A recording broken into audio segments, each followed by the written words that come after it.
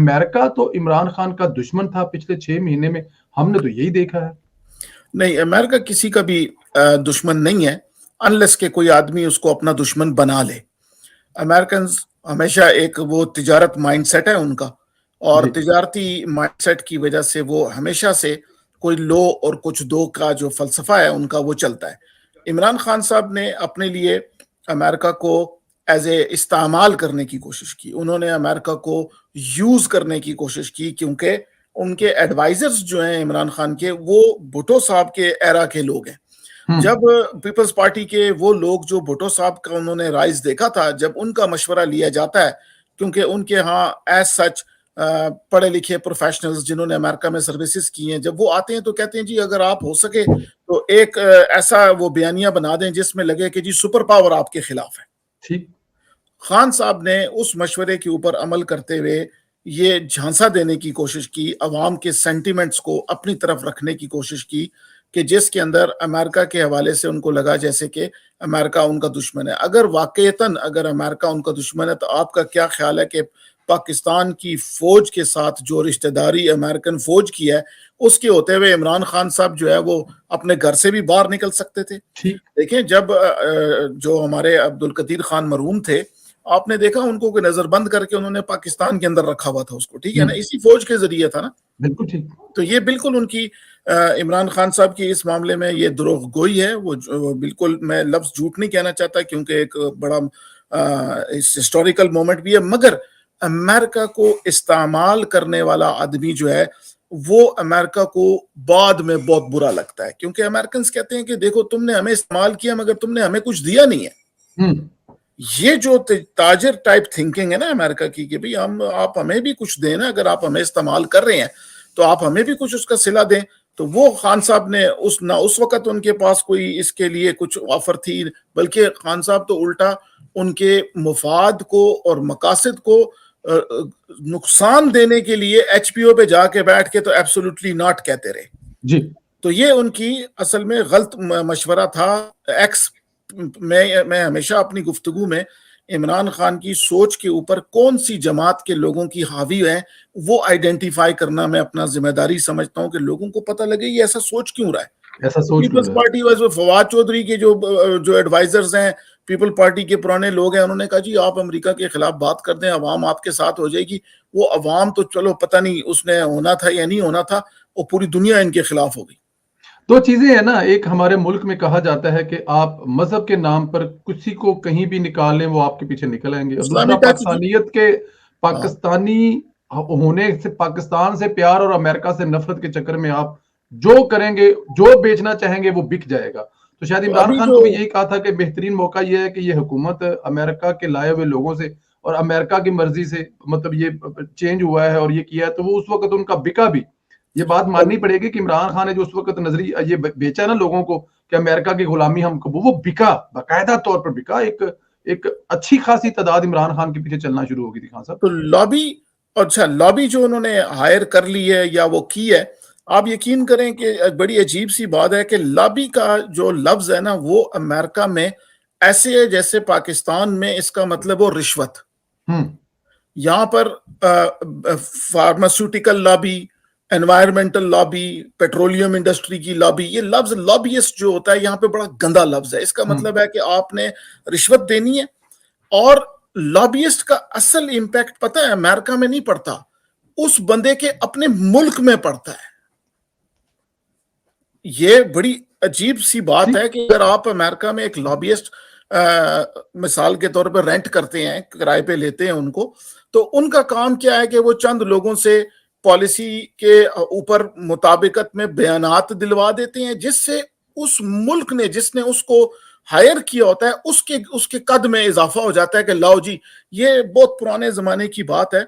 हमारे टीचर्स बताते थे कि यासर अराफात साहब एक कॉलेज में टेबल पे बैठ के टेलीफोन 3-4 रख लेते थे, और फिर उनमें से एक आध की घंटी बजती तो साथ वाले कमरे से बंदा ना अंग्रेजी बोल रहा होता था और वो उसको अरबों के सामने कहते थे yes yes okay okay mister Brezhnev okay, वो यूं हेनरी किसिंजर ओके करते थे। ये लॉबियस्ट का एक तरीका होता है कि जी अब पाकिस्तान के अंदर इमरान का इमेज ये बनाया जाए कि अमेरिका इससे राजी है। तो लिहाजा जो चीफ ऑफ आर्मी स्टाफ है ना, उसके ऊपर लगाया जाए। और उन्होंने उसका टाइटल क्या दिया है, हाफिज। ये जी टाइटल इन्होंने इसलिए दिया हुआ है कि ये इसका लिंक निकले तालिबान के साथ, इसका लिंक मजहबी निकले लफज हाफिज, मतलब मजहबी खाने वाला वो इस्तेमाल करने की कोशिश करेंगे ना। मजहबी रूहानी नहीं, मजहबी जी तशद्दुद वालों के जी साथ जी जी निकले। जी जी जी ये जी भी जी एक इनकी लॉबिंग की टेक्निक है। तो इनको ये जो बातें बता रहा है ना, वो बेसिकली वो भी पुराने पीपल्स पार्टी के लोग हैं जो इस चीज को, पुराने पीपल्स पार्टी के लोग हैं। ये ना समझा जाए कि आज के लोग हैं, नहीं, वो पुराने लोग हैं जो इनको 70s की सियासत में, क्योंकि मियां साहब की सियासत 80s की है, तो ये जी उनको काउंटर करने के लिए 70s की पट्टियां पढ़ाते हैं। मगर साथ में उनका एक बहुत बड़ा एक डेटा साइंस का एक यूनिट है जो कि दुबई में बैठा हुआ है, वो ज्यादा उनको मॉडर्न चीजें वो बताता है। नेक्स्ट मॉडर्न चीजें क्वेश्चन वो सर। बताता है।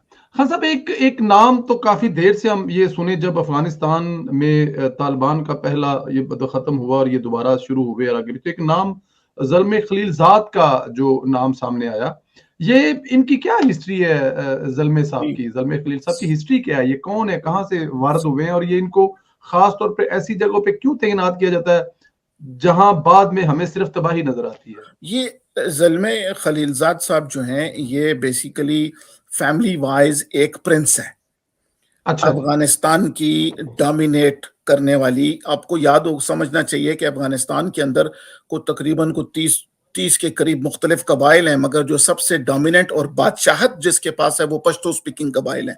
ठीक। ये भी उन पश्तो स्पीकिंग कबाइल के अंदर में से एक, ये वो है, एक उनके प्रिंस टाइप शख्सियत है, और इनकी फैमिली के बड़े लंबे असरात हैं, जिस तरह हामिद करजई है। अब मजे की बात यह है कि 1970s में एक बहुत बड़ी साजिश पाकिस्तान के खिलाफ शुरू हुई थी, जिसका नाम था पश्तूनिस्तान। जी याद है पख्तूनिस्तान का? तो ये अफगानिस्तान जो था वो उसका पूरा वो दारो मदार था। ये उस जमाने के लोगों में से एक आदमी है जिसका नाम बाद में अमेरिकन सर्विसेज के हवाले से तो एज ए करियर डिप्लोमेट, और ये वो पॉलिसी मेकर, और फिर एम्बेसडर एट लार्ज, और ये बड़े मगर ये पश्तूनिस्तान की जो तहरीक एंटी पाकिस्तान थी, जिसके नतीजे में, जिसकी काउंटर करने में भुट्टो साहब ने पाकिस्तानी इंटेलिजेंस एजेंसीज को इजाजत दी कि जाके अफगानिस्तान में इसको काउंटर किया जाए, उस जमाने में जो झगड़ा हुआ ये उसके बदले लेने के लिए जमा हुए हुए हैं। ये बड़ी पुरानी जो कहते हैं ना कि बड़ी पुरानी जंगें जो हैं, ये वो दोबारा इसलिए अब ये आया, उसको पता है कि इमरान जो है पाकिस्तान की इकानमी का दुश्मन है, पाकिस्तान इमरान की इज्जत का दुश्मन है, पाकिस्तान इमरान के कल्चर का दुश्मन है, पाकिस्तान की असमत का दुश्मन है, पाकिस्तान के लीडरों का दुश्मन है, उनकी बेटियों का दुश्मन है। तो ये अब क्यों नहीं उसके साथ खड़े होंगे? और इसने रिपब्लिकन पार्टी का वोट डाला है इमरान के साथ, पूरे अमेरिका का नहीं है, ये याद रखिएगा। इसने रिपब्लिकन पार्टी के साथ इनका, क्योंकि जागीरदार हैं, ये भी बादशाह है, रिपब्लिकन भी बादशाह हुए हैं, वो भी जमींदार हैं, जागीरदार होते हैं वो। इसने अमेरिकन रिपब्लिकन पार्टी, जिसके अंदर अभी जंग चल रही है, वो ट्रंप साहब को घसीट रहे हैं आगे पीछे, तो उसका वोट इसने डलवाया है, और वो भी इसने डलवाया है ताकि अपने नफरत की एक आग के लिए। और इसका इशारा यह है कि अगर ट्रंप आ गया तो फिर पाकिस्तान के लिए थोड़े से मसाइल इससे भी ज्यादा बढ़ जाएंगे, क्योंकि वो तो सिर्फ फौज के साथ बात करते हैं, वो तो अवाम से नहीं बात करती। तो बाइडन लोग हैं जो ये फौज अवाम से बात करते हैं, और उनका मैंडेट है कि पाकिस्तान में डेमोक्रेटिकली इलेक्टेड एक रिप्रेजेंटेशन होनी चाहिए। उन रिपब्लिकन्स को इससे कोई परवाह नहीं है जी। ये खलील जो साहब है, इनका जो बयान, ये ट्वीट कल इन्होंने किया है आईएमएफ के हवाले से कि अगर इमरान खान को कुछ हुआ, जो इसी तनाजर में लिया जा रहा है कि अगर इमरान खान को कुछ हुआ तो आईएमएफ जो है वो अगला आपके साथ प्रोग्राम या कुछ नहीं करेगा। इस पर क्या कहेंगे आप? सर ये इसको मैं सबूत के साथ भी इसको हम पेश करेंगे जब टाइम ज्यादा होगा, मगर याद रखिएगा कि चार बड़े ऑब्जेक्टिव्स हैं जो कि ब्रिटिश गवर्नमेंट मैंडेट करती है कॉमनवेल्थ के कंट्रीज के लिए, और उनमें से सरफहरिस्त पाकिस्तान है। और वो नंबर 1 उनका ये है कि आपने अपने मुल्क के अंदर जो आपका न्यूक्लियर डिटेरेंस है उसको आप एटॉमिक एनर्जी के लिए इस्तेमाल करें, एज ए वेपन ग्रेड का ना इस्तेमाल करें, नंबर 1। नंबर 2, चाइना की एक्सपेंसिव पॉलिसी, चाइना की पूरी दुनिया के लिए फैक्ट्री बनने की पॉलिसी, जिसका रास्ता आपके मुल्क से आ रहा है। दुनिया में, तारीख में चाइना को पहली दफा कई हजार साल के बाद सिल्क रूट के बाद जो रास्ता मिल रहा है वो गवादर रूट से मिल जी, रहा है, ट्रू, उसको किसी तरीके से आप लोग रोका जाए। मिनिमाइज करें। ठीक है, ये भी एक मैंडेट है।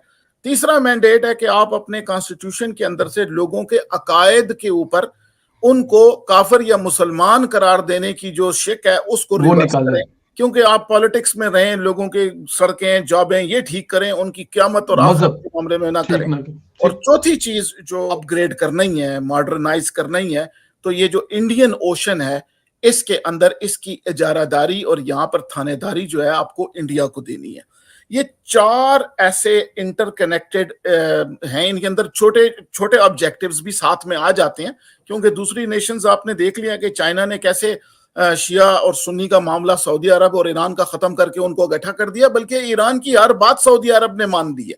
तो अब ये चार बड़े ऑब्जेक्टिव्स हैं। आप मुझे ये बताएं कि इन चारों में से अगर इसराइल को भी ऐड कर दिया जाए कि पाकिस्तान उससे सिफारती ताल्लुकात कायम करे, तो आपको पता है मजहबी तबका और जो अवाम है उसने तो बिलावल भुट्टो को भी और मरियम साहबा को भी और मियां साहब को, जरदारी साहब को उन्होंने पकड़ के अंदर कर देना अवाम ने कि भाई ये तुम क्या कर रहे हो। क्योंकि पिछले मतलब 70 साल से हमें बताया और सिखाया ये गया है कि Exactly. इसराइल किसी भी सूरत में काबिल कबूल नहीं है।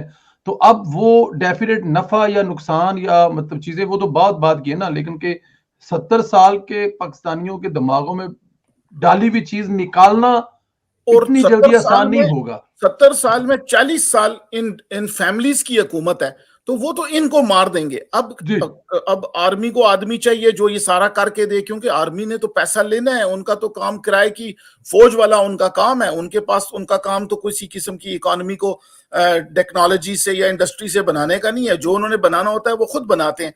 तो उसके लिए अगर इंसान गौर करे, थोड़ा सा सबूत जमा करके देखने की रोशनी में कोशिश करे, तो उसको समझ आ जाएगी कि ये 4 या 5 बड़े ऑब्जेक्टिव्स पाकिस्तान के अपग्रेड के जो हैं, इनको पूरे करने वाला सिर्फ इमरान खान है। उसके पास सीपैक के मुखालिफत में उसने करके दिखाया, उसने सीपैक के ऊपर 40 कानून बनवाए, बिल्कुल ठीक। उसने पाकिस्तान के लीडरशिप के हवाले से उसने उनको मिनिमाइज करके दिखाया, उसने दिखाया कि मैं इन लोगों को कंट्रोल कर सकता हूं, क्योंकि ठीक है, उसने पाकिस्तान के मजहबी तबके के लिए भी देखें, उसने ऐसी हरकतें की हैं कि वो तमाम जंगजू अब उसकी साइड पे खड़े हो गए हैं, जो एस्टैब्लिशमेंट के साथ पहले टक्कर लेते थे और अब अभी भी वारदातें कर रहे हैं।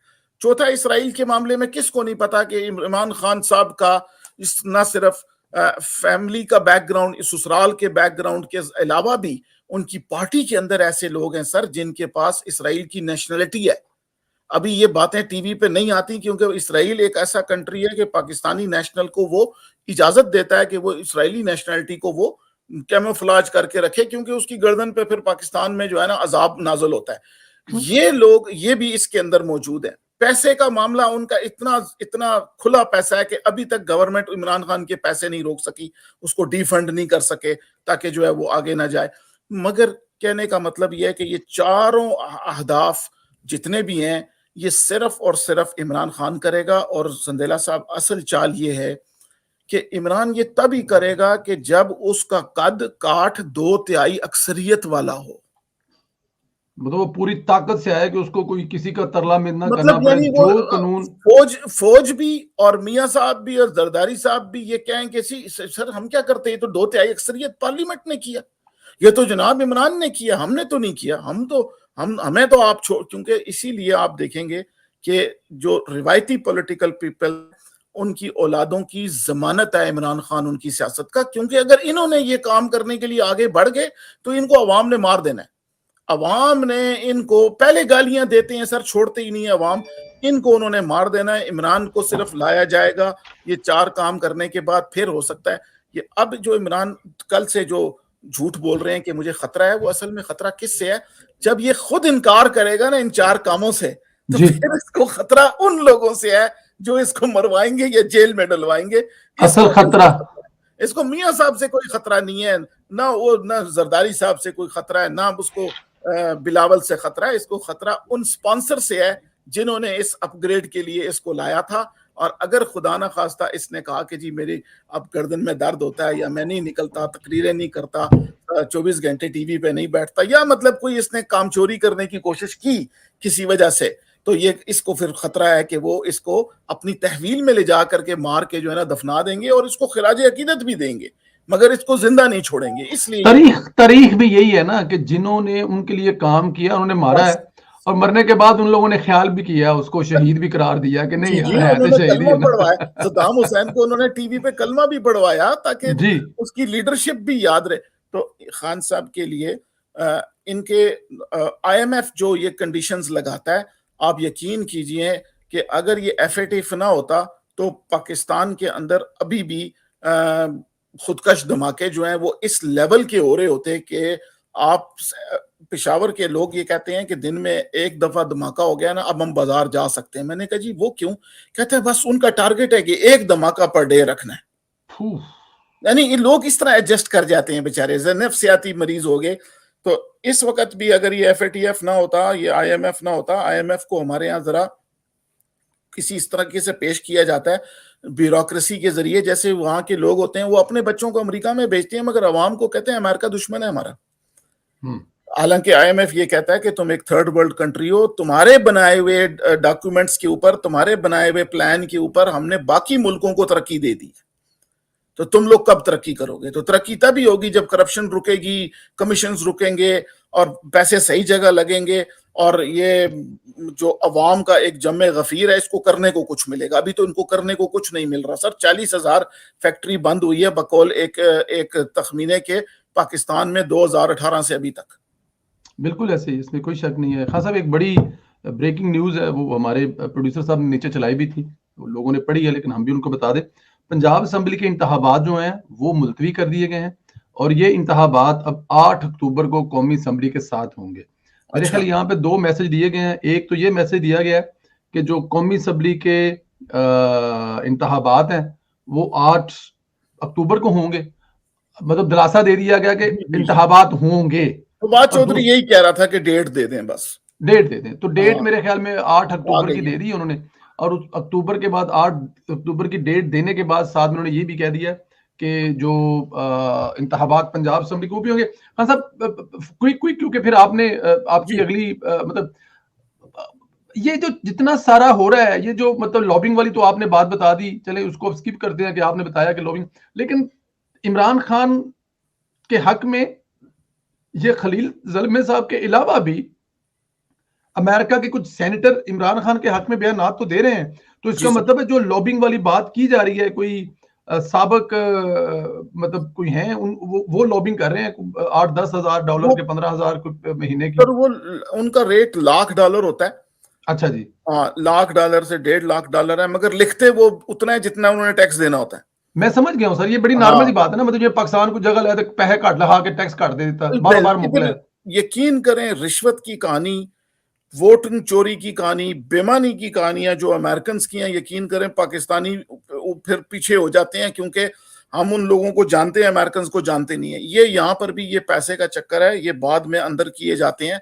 $12 मिलियन जुबैरी नाम के एक आदमी ने मुशर्रफ की लॉबिंग के लिए अमेरिका को दिए थे, जो इस वक्त 18 साल की जेल काट रहा है। अच्छा जी, जी सर, आप डालें जुबैरी मुशर्रफ जेल, 3 लफ्ज डालें गूगल में, आपको पूरी कहानी आ जाएगी। $12 मिलियन एक पाकिस्तानी ने लगाए, मगर वो अपनी जेब से तो नहीं लगाए ना, उसने सबसे लेकर लगाए यहाँ पर। और किसको दिए? उसने ये रिपब्लिकन्स को दिए और सबको देकर बातें करवाई, मुशर्रफ की किताबें लिखवाई, चैनल पे ले आए, तकरीरें करवा दी, उसका वो इमेज बना दिया कि पाकिस्तानी फख्र करने लगे उसके ऊपर। ठीक, तो ये इमरान का भी है। तो इनकी बात, इनसे कोई मुतासर ना हो। हाँ, कौन मुतासर होगा? DGISI मुतासर होगा और चीफ ऑफ आर्मी स्टाफ मुतासर होगा। वो 2 आदमी हैं जिन्होंने तरक्कियां करनी है अगले बैच की, ब्रिगेडियर्स की।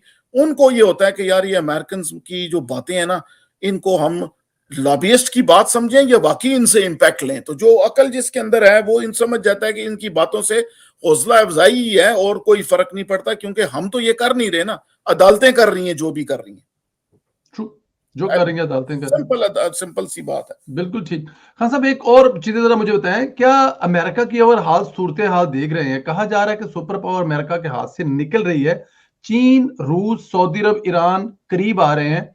क्या इस तनादर में गेम अमेरिका के हाथ से निकल रही है? ये देखिए, एक बात तो सच है ना कि सऊदी अरब जो हम बचपन से सुनते आए हैं कि हमारे मुल्क में भी जो पता है जो लड़ाइयां झगड़े या फसादात मजहबी होते थे, वो कहते थे कि ये लड़ाई सऊदी अरब की ईरान की है, लड़ी पाकिस्तान में जा रही है। ऐसे ही है। तो मतलब अजली दुश्मन कब से चलती आ रही चीजें वो करीब हो रहे हैं। तुर्की को जो सऊदी अरब है वो पैसे दे रहा है। कल तक पता है आपको कतर के साइड पे तुर्की खड़ा हुआ था, जबकि पूरा ब्लॉक सऊदी अरब के साथ खड़ा हुआ था। तो चीजें तेजी से बदल रही हैं। फिर इकोनॉमियां जो हैं वो चाइना की इकोनॉमी दुनिया की सबसे बड़ी, मतलब के ट्रिलियंस में उनकी, मतलब के वो है। सऊदी अरब की बिलियंस में है। उसके अलावा दूसरे तो दो चार इनके नजदीक मुल्क है, हाँ रशिया की, अमेरिका की इनके मुकाबले में मेरे ख्याल में 10-15% भी नहीं है।